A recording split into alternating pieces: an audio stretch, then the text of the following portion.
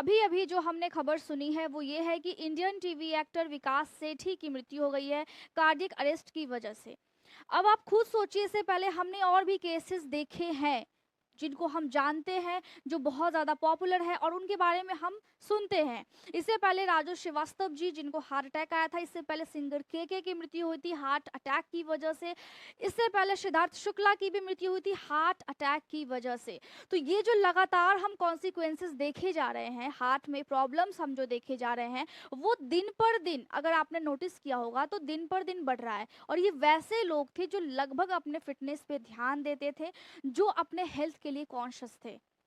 ऐसे लोग नहीं थे जो अपने हेल्थ के बारे में नहीं सोचते थे। तो आखिर ये कार्डियक अरेस्ट क्या होता है, जो कल हमने देखा, कल हमने सुना कि विकास सेठी जी की मृत्यु हो गई है, तो कार्डियक अरेस्ट की वजह से हुई है। तो नॉर्मली अगर हम देखें तो आप लोगों में से बहुत से लोगों को ये पता ही नहीं होगा कि कार्डियक अरेस्ट क्या होता है। या तो हम समझते हैं कार्डियक अरेस्ट को ये हार्ट अटैक ही होता है, लेकिन मेडिकली अगर हम समझे तो दोनों में फर्क होता है, लेकिन दोनों के जो रिजल्ट्स होते हैं बहुत हद तक सिमिलर होते हैं। और अगर एक चीज की समस्या, अगर कार्डियक अरेस्ट की प्रॉब्लम है तो आपको हार्ट अटैक की प्रॉब्लम हो सकती है, और अगर हार्ट अटैक है तो कार्डियक अरेस्ट हो सकता है। तो आज के लेक्चर में हम यही डिस्कस करेंगे, हम यही समझेंगे कि आखिर ये जो कार्डियक अरेस्ट है वो क्यों होता है, और जब ये होता है तो उससे पहले हमें पता कैसे लग सकता है, और हम क्या क्या कर सकते हैं जिनकी मदद से हम इसको रोक सकते हैं। क्या आप जानते हैं कि पूरे इंडिया में, पूरा वर्ल्ड वाइड अगर हम देखें तो लगभग 6 मिलियन से ज़्यादा लोग कार्डियक अरेस्ट या हार्ट अटैक की वजह से मर रहे हैं। अगर आपने टाइम पर एक्शन नहीं लिया तो ये जो मृत्यु दर है वो 7 गुना से 10 गुना तक बढ़ जाती है। और साथ ही साथ अगर सिर्फ इंडिया की बात करें तो लगभग 7 लाख से ऊपर लोग हर साल मर रहे हैं, और ये जो आंकड़े हैं ना, ये बढ़ते ही जा रहे हैं। तो आखिर ऐसा क्या हो जाता है जिसकी वजह से ये जो प्रॉब्लम्स है इतनी तेजी से बढ़ रहे हैं, और इतने सारे प्रॉब्लम्स हो रहे हैं, वो भी सिर्फ हार्ट में। और वैसे लोग हैं जिन्होंने अपने फिटनेस पे ध्यान दिया हुआ है। तो ऐसा क्या हो जा रहा है, तो आज के लेक्चर में हम डिटेल से इसी को समझेंगे। नमस्ते, मैं अलका ठाकुर हूं और आप सभी का अलका मेडिकल क्लासेस में स्वागत है। ये जो कार्डियक अरेस्ट होता है ये बहुत ही साइलेंट किलर है। ये जब आता है तो इससे पहले बहुत सारे लोगों में सिम्टम्स देखने को नहीं मिलते हैं।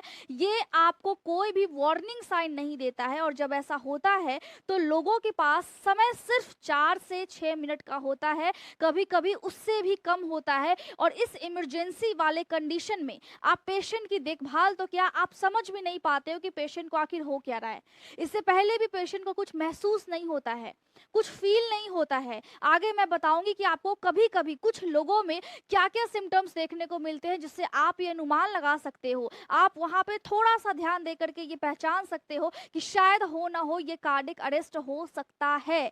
तो जो हम सुन रहे हैं कि कार्डियक अरेस्ट की वजह से मृत्यु हो जा रही है, उसको हम आज डीपली, बहुत ही मेडिकली एस्पेक्ट्स के तरफ से, उसके पर्सपेक्टिव से समझेंगे कि आखिर ये कार्डियक अरेस्ट क्या होता है। कार्डियक अरेस्ट एक इलेक्ट्रिकल फेलियर होता है। अब वो क्या होता है, जैसे आपने हार्ट को देखा होगा टीवी में, अगर आप पढ़ते भी हो, अगर आप क्लासेस करते हो मेरे, तो आपको पता होगा कि जो हार्ट होता है हमारा वो पंप करते रहता है, ये सबको पता है। दिल धड़कता है, ठीक है, और दिल में से खून का जो सर्कुलेशन होता है वो भी होते रहता है। तो ये जो इलेक्ट्रिकल जो पंप कर रहा है, जो आपका हार्ट पंप कर रहा है, जैसा कि आपको यहाँ पे दिख रहा होगा, जो हार्ट पंप करता है, तो एक नेचुरल पेस मेकर होता है आपके हार्ट के अंदर में, जिसको हम बोलते हैं एसए नोड। इसके अलावा भी होता है, मैं आपको अभी जस्ट बता रही हूँ। एसए नोड होता है, और वो जो एसए नोड है वो इलेक्ट्रिसिटी यानी कि इलेक्ट्रिकल इम्पल्स जनरेट करता है। अब आप सोचोगे कि ये कैसे करता है। ये नेचुरली हम जब इवॉल्व हुए, जब इंसान का बॉडी बना, उसके हिसाब से ये सारी चीज़ें आई हुई है। तो ये बॉडी में लिवर कैसे काम करता है, उसका एक प्रोसेस है, और वो प्रोसेस उस तरीके से क्यों है ये हम नहीं एक्सप्लेन कर सकते हैं, क्योंकि हमारे बॉडी का जो स्ट्रक्चर है वो कुछ इसी टाइप का है। वैसे ही अगर आप ऐसे नोड की बात करें तो ऐसे नोड क्या करता है, सबसे पहले इलेक्ट्रिकल जो जनरेट होता है, इलेक्ट्रिसिटी, कहते हैं ना पंखा चल रहा है तो इलेक्ट्रिसिटी की मदद से चल रहा है, लेकिन पंखा से क्या निकल रहा है, हवा निकल रहा है, और उस हवा से हमको अच्छा लग रहा है। तो जब पंखा चलता है तो उसको पावर कौन दे रहा है, इलेक्ट्रिसिटी। वैसे ही हमारे हार्ट को सबसे पहले पावर कौन देता है, ऐसे नोड देता है, जिसको हम क्या करते हैं, जिसको हम कहते हैं साइनो एट्रियल नोड भी कहते हैं। और वो जो ऐसे नोड है वहां से नेचुरली सबसे पहले इलेक्ट्रिसिटी जो है वो जनरेट होती है और उसके बाद फिर वो ट्रांसफर होता है। आप देखते होंगे कि जो हार्ट है उसमें 4 चेंबर्स होते हैं। ऊपर वाले को हम राइट एट्रियम, फिर right ventricle, then left atrium, then left ventricle बोलते हैं। अब आप बोलोगे कि एट्रिया भी बोलते हैं, बिल्कुल सही बात है, एट्रिया भी बोलते हैं। जब हम दोनों हार्ट के दोनों एट्रियम की जब हम बात करें, अगर एक चेंबर की बात कर रहे हैं, अगर एक ऊपर वाले खाने की बात कर रहे हैं, एट्रियम की बात कर रहे हैं, तो हम उसको सिर्फ एट्रियम बोलेंगे। लेकिन अगर हम दोनों ऊपर वाले की बात कर रहे हैं, दोनों ऊपर के चेंबर यानी दोनों एट्रियम की बात कर रहे हैं, तो साथ में हम इसको एट्रिया बोलेंगे, क्योंकि यहाँ पे दोनों साथ हो गए तो ये प्लूरल हो गया। ये मैंने आपको समझाया भी था, ठीक है। तो अगर एक की बात करेंगे तो एट्रियम, अगर दोनों की बात करेंगे तो एट्रिया हो जाएगा। नीचे दोनों वेंट्रिकल्स होते हैं, राइट और लेफ्ट।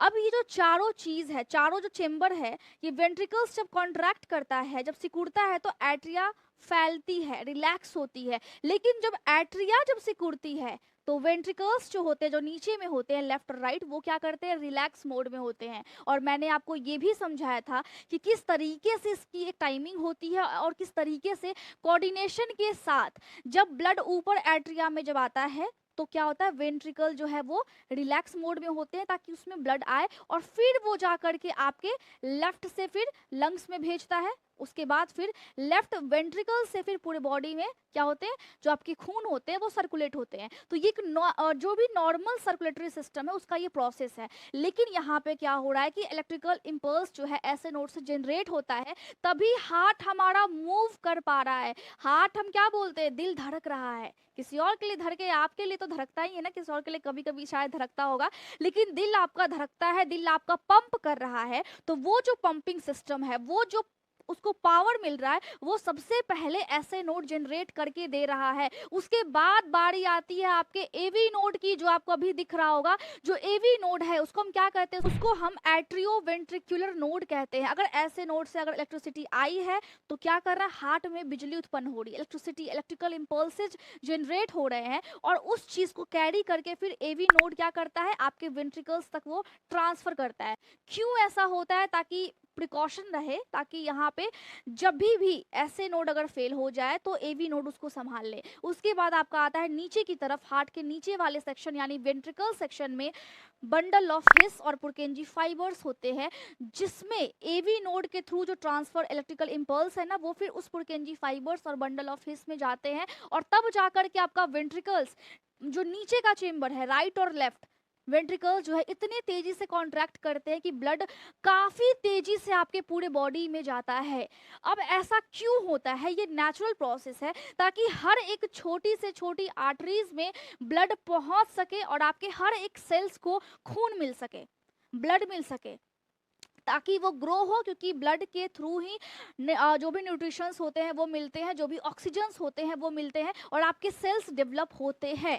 हर किसी में ऐसा सेम प्रोसेस होता है, लेकिन कहीं कहीं पर डिफेक्ट हो जाता है। बच्चों में स्ट्रक्चर में डिफेक्ट होता है, हार्ट में छेद हो जाता है, हम सब जानते हैं, बहुत सारे कॉन्सिक्वेंसेस होते हैं, लेकिन वो एक अलग मैटर है। हम बात कर रहे हैं कार्डियक अरेस्ट की, जिसमें क्या हो रहा है, जिसमें ये जो सिस्टम है इलेक्ट्रिसिटी का, जो मैंने अभी सिस्टम समझाया, वो सिस्टम ही फेल हो जाता है, वो सिस्टम वीक हो जाती है, उसकी वजह से प्रॉब्लम्स आना शुरू हो जाती है। स्पेशली अगर हम देखें तो नीचे वाले पार्ट में ज़्यादा समस्या होती है, यानी कि हार्ट के वेंट्रिकल्स में ज़्यादा दिक्कत देखने को मिलता है और उस कंडीशन को हम क्या बोलते हैं, उस कंडीशन को हम बोलते हैं वेंट्रिकुलर फिब्रिलेशन या फिर वेंट्रिकुलर टैकीकार्डिया। अब ये क्या होता है, ये इर्दमिया का केस है। अब आप सोचोगे कि मैं क्या बोल रही हूँ, इर्दमिया का मतलब पता है क्या होता है, जब आपके हार्ट में वो इलेक्ट्रिकल इंपल्स जब जनरेट हो रहे हैं, तो आप खुद सोचो कि वो तो एक कोऑर्डिनेशन वे में है ना, कि जब ऊपर का जब कॉन्ट्रैक्ट करेगा तो नीचे का रिलैक्स होगा, जब नीचे का रिलैक्स होगा तो ऊपर वाला जो हिस्सा है वो कॉन्ट्रैक्ट करेगा। तो ये मूविंग जो भी कैपेसिटी है हार्ट की, वो एक कोऑर्डिनेशन वे में चल रही है, एक साथ चल रही है, एक रिदम है उसका।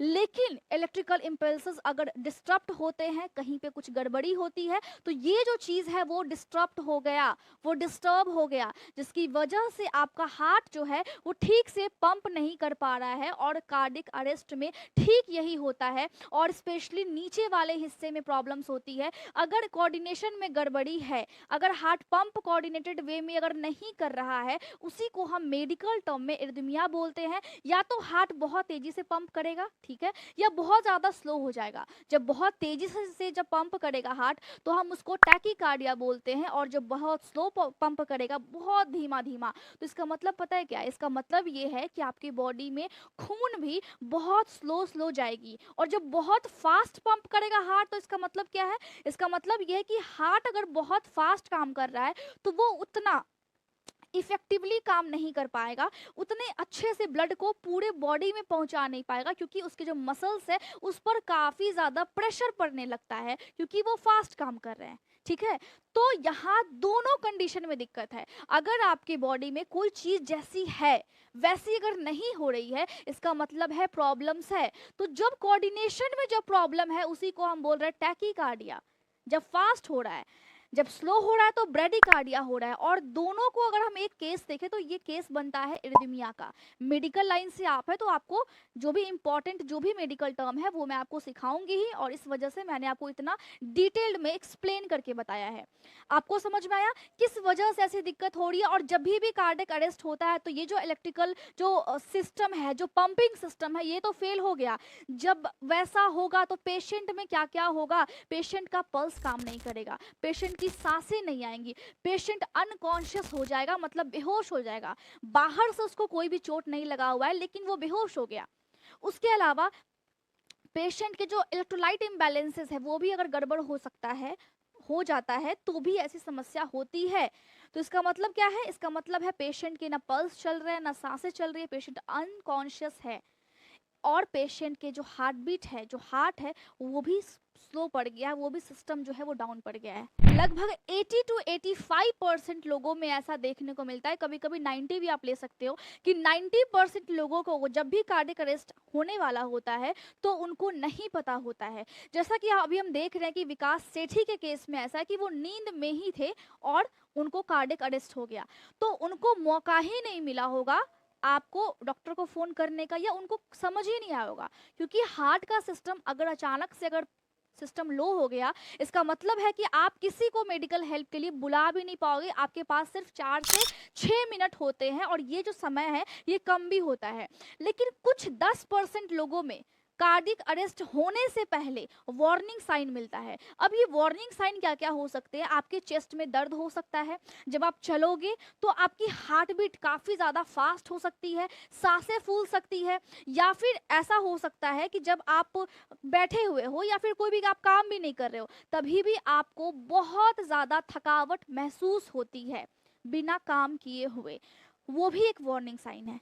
ये जो कार्डियक अरेस्ट है, इसके होने के पीछे कई मेडिकल कंडीशंस हो सकते हैं, जिसमें सबसे पहला है आपका कोरोनरी आर्टरी डिजीज़। ये हार्ट अटैक के भी बहुत ही मेजर कंडीशन है, बहुत कॉमन कॉज है हार्ट अटैक का भी, लेकिन कार्डियक अरेस्ट का भी बहुत कॉमन कॉज है। कार्डियक अरेस्ट में कोरोनरी आर्टरी डिजीज़ क्या होता है? इसमें जो आर्टरीज आती हैं, जो जो कि हार्ट में आर्टरी होती है, हार्ट में जो ब्लड आता है वो आर्टरीज के थ्रू आता है, और एक मोटी सी आर्टरी होती है कोरोनरी आर्टरी, उसमें ब्लॉकेज अगर हो जाए तो हार्ट को सही से ब्लड नहीं मिल पाता है, जिसकी वजह से पूरा जो सिस्टम है, पंपिंग सिस्टम है, वो फिर डाउन पड़ जाता है।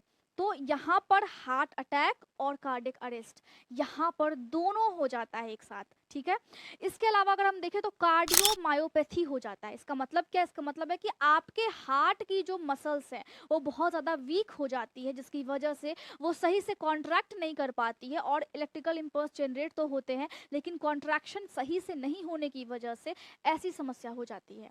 इसके अलावा अगर बहुत ज़्यादा ब्लड लॉस हो जाए, तो बॉडी शॉक में चला जाता है, और उस शॉक में जाने की वजह से आपको कार्डियक अरेस्ट हो सकता है, क्योंकि बॉडी आपकी शॉक में गई है, ब्लड बहुत कम है बॉडी में, जिसकी वजह से हार्ट को सही से ब्लड नहीं मिल पाया, और उस कंडीशन में कार्डियक अरेस्ट हो जाता है।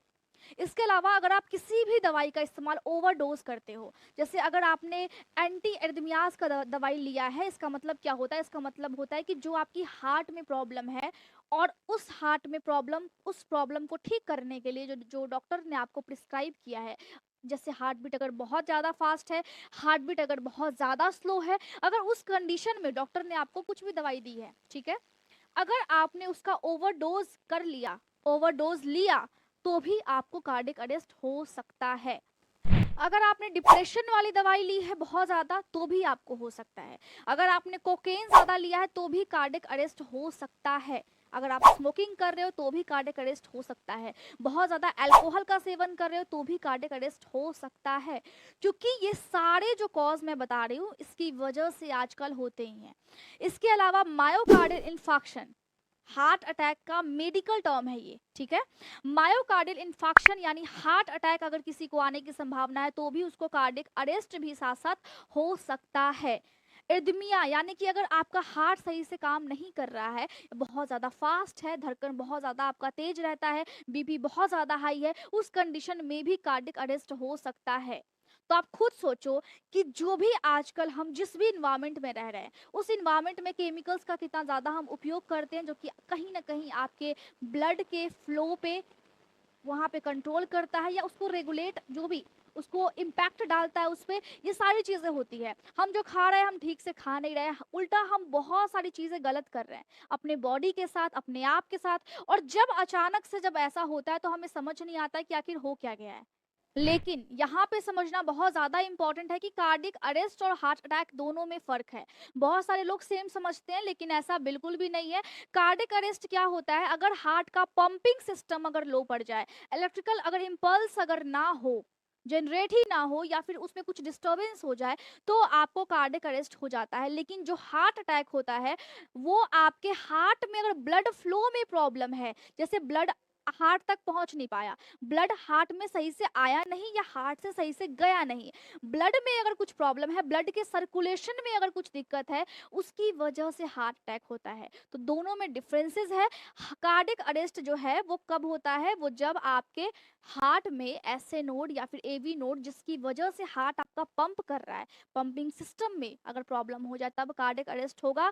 लेकिन हार्ट अटैक अगर ब्लड के सर्कुलेशन में प्रॉब्लम है, तब जाकर के उसके एक हिस्से को ब्लड नहीं मिला, मतलब ऑक्सीजन नहीं मिला, जिसकी वजह से सेल्स डेड होने लगते हैं, तो उस कंडीशन में हार्ट अटैक हो सकता है। हार्ट अटैक होता भी है। अगर हम सिर्फ डेटा और फैक्ट्स की बात करें तो सिर्फ और सिर्फ एक साल में पूरे वर्ल्ड में 6 मिलियन से ज़्यादा लोग कार्डियक अरेस्ट का शिकार होते हैं। अब आप सोचिएगा कि 6 मिलियन बहुत कम है और पूरे विश्व की जो जनसंख्या है वो बहुत ज़्यादा है। लेकिन आप सोचिए कि सिर्फ एक बीमारी से बहुत सारे लोग परेशान हैं और उनकी संख्या 6 मिलियन है।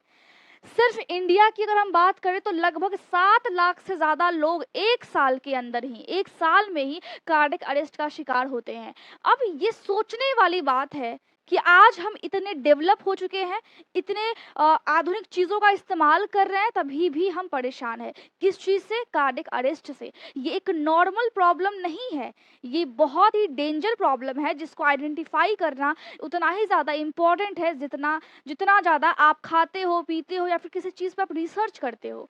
हम बहुत सारी चीज़ों पे रिसर्च कर रहे हैं, अपने खाने पे रिसर्च कर रहे हैं, किसी बैक्टीरिया पे रिसर्च कर रहे हैं, लेकिन जिस चीज़ से हम परेशान हैं उस चीज़ को सिर्फ और सिर्फ प्रिवेंशन से हम सोचते हैं कि वो ठीक हो जाएगा। वो तो होता ही है, लेकिन उसका स्पेसिफिक ट्रीटमेंट होना चाहिए, इसका भी है। लेकिन लोग परेशान तो है और लोगों की संख्या दिन पर दिन बढ़ती जा रही है। अगर हम बात करें विदाउट सीपीआर, मतलब अगर कोई पेशेंट परेशान है तो अगर उसको सीपीआर नहीं मिला तो सिर्फ और सिर्फ 10% उसके बचने के चांसेस हो जाते हैं। अब सोचिए कि सीपीआर का महत्व यहाँ पर कितना ज़्यादा है। ठीक है, आगे आते हैं हम, आगे डायग्नोसिस में आते हैं। अब देखिए कि अगर आपको या फिर किसी और को भी या फिर कहीं भी आप जा रहे हो और उसको कार्डियक अरेस्ट के सिम्टम्स, जैसा कि मैंने बताया कि 90% केसेस में जो भी सिम्टम्स होते हैं वो नहीं आते हैं, लेकिन जो 10% में जो भी सिम्टम्स आते हैं या फिर कार्डियक अरेस्ट अचानक से किसी व्यक्ति को हो गया, जैसा कि हम सुन रहे हैं कि कार्डियक अरेस्ट के जो केसेस हैं दिन पर दिन बढ़ते जा रहे हैं, तो उस कंडीशन में जो डायग्नोसिस होता है वो क्या होता है? जो डायग्नोसिस होता है वो सबसे पहले हम ईसीजी करते हैं। ठीक है। ईसीजी करते हैं पेशेंट की, ताकि हार्ट की इलेक्ट्रिकल एक्टिविटी को हम चेक कर सके। उसके बाद हम ब्लड टेस्ट करते हैं। ब्लड टेस्ट क्यों करेंगे? क्योंकि जैसे ही आपके हार्ट में कुछ ना कुछ प्रॉब्लम होगा, आपका हार्ट जो है वो स्पेसिफिक एंजाइम्स को रिलीज करता है आपके ब्लड में। उससे हम डिटेक्ट कर पाते हैं कि आपके हार्ट में प्रॉब्लम है या फिर नहीं है। ठीक है। तीसरा हम करते हैं इकोकार्डियोग्राम, जिससे हम समझ लीजिए कि आप एक तरीके से हार्ट का जो स्ट्रक्चरल जो भी फंक्शन है, फंक्शन तो हम देखते ही हैं, स्ट्रक्चर में कोई ना कोई डिफेक्ट है या फिर नहीं है, उस चीज को हम कैसे देखते हैं, डिटेक्ट कैसे करते हैं? तो इकोकार्डियोग्राम से करते हैं। और लास्टली हम एक्सरे टाइप का करते हैं, जिसमें हम देखते हैं कि हार्ट के कोई भी आर्टरीज में, जो आर्टरीज ब्लड लेकर के ब्लड की सप्लाई हार्ट तक हो रही है, उस तक कहीं कोई ब्लॉकेज तो नहीं है। उसी को हम बोलते हैं कोरोनरी एंजियोग्राफी। ठीक है। लेकिन यहाँ भी आपको सोचने वाली बात है कि प्रिवेंशन ज्यादा बेटर है ट्रीटमेंट से। हमेशा याद रखना है कि आप या फिर आपके आसपास के लोग, आपको सीपीआर आना चाहिए, सीपीआर देने आना चाहिए। बहुत ज्यादा इजी है, चाहे आप मेडिकल लाइन से हो या फिर नहीं हो, लेकिन आपको सीपीआर देने आना चाहिए। ठीक है। तो अगर हम इलाज में देखें, सबसे पहले पेशेंट बहुत ज़्यादा तकलीफ में है और अगर पेशेंट को अचानक से हार्ट अटैक आ गया है, तो हम क्या करेंगे? सबसे पहली चीज़ जो हम करेंगे वो है सीपीआर देने की कोशिश करेंगे। सबसे पहली चीज़ पेशेंट को हार्ट में प्रॉब्लम है, पेशेंट अचानक से बेहोश होकर के गिर चुका है, आपको शायद डाउट है कि ये हो सकता है कि कार्डियक अरेस्ट हो, तो क्या करना है?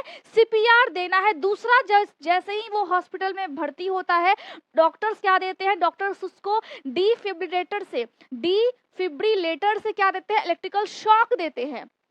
एक मशीन आती है, आप इसको गूगल करके देख सकते हो या फिर आपको बगल में भी दिख रहा होगा।